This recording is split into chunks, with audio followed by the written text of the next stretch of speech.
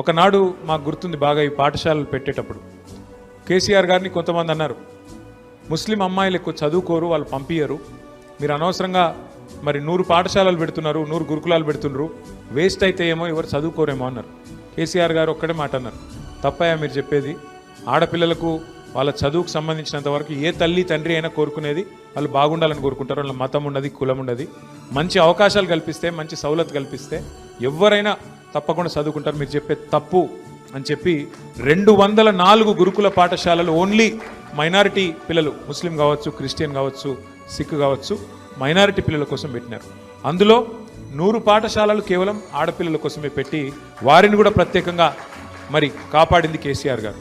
వాళ్ళు నిజంగా ఈ పిల్లలు ఇక్కడ ధైర్యంగా నిలబడి మేము మా తల్లిదండ్రుల కళ నెరవేర్చే విధంగా ఒక ఆటో డ్రైవర్ కుమార్తె, ఒక జర్నలిస్టు కుమార్తె, ఒక వ్యవసాయదారుడు, ఒక రైతు కుమార్తె, మా కుటుంబంలో నేను మొట్టమొదటి మనిషిని డాక్టర్ అవుతున్నా అని చెప్తుందంటే ఈ ఘనత ఖచ్చితంగా కేసీఆర్ గారికి దక్కుతుంది, వారి విజన్కి దక్కుతుంది.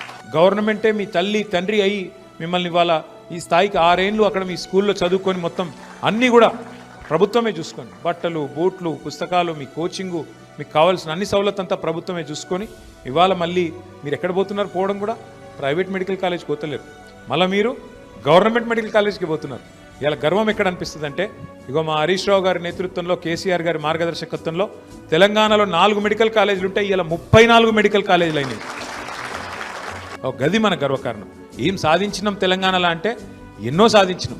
మన పంట పొలాలకు నీళ్లు తెచ్చుకున్నాం, మన పిల్లలకు చదువులు చెప్పించుకుంటున్నాం, మెడికల్ కాలేజీలు, నర్సింగ్ కాలేజీలు, ఇంజనీరింగ్ కాలేజీలు విస్తరించుకొని ఇవాళ తెలంగాణ అనేది భారతదేశానికి ఒక దిక్సూచిగా మారింది. మేమందరం గర్వపడుతున్నాం మిమ్మల్ని చూసి. కానీ ఏక్ వాదా కరో ఆజ్ ఆప్ సబ్లో, మీ అందరూ మాకు మాట ఇవ్వాలి.